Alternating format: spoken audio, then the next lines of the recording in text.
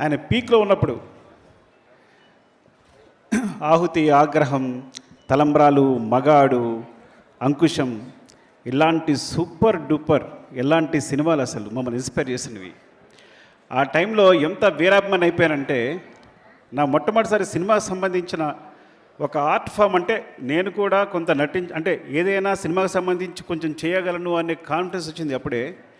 నా ఫ్రెండ్ కృష్ణ అని ఇప్పుడు సినిమాలో చేస్తున్నాడు, తను కూడా ఆర్టిస్ట్గా చేస్తున్నాడు. తను ఊళ్ళో అందరినీ ఇమిటేట్ చేసేవాడు. నేను ఆయన చూసి బాగా జలస్ అయిపోతుండేవాడిని. మొట్టమొదటిసారి రాజశేఖర్ గారిని ఇమిటేట్ చేశాను నేను మా ఊళ్ళో, దాంతో ఫేమస్ అయ్యాను.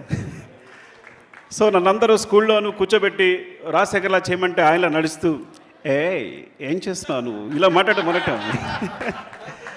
అప్పుడు అదొక ఫన్. సో ఆ విధంగా మొట్టమొదటిసారి సినిమాతో అనుబంధం, అంటే నేను కూడా సినిమాల్లోకి రాగలను, ఏదైనా చేయగలను, అనుబంధం ఫామ్ అవడానికి మీరే కారణం. ఇది అతిశక్తి కానే కాదు. ఇలాంటి సందర్భం ఇప్పుడు రాలేదు కాబట్టి చెప్పలేకపోయాను, ఇప్పుడు చెప్తున్నాను. Thank you so much sir, thank you so much.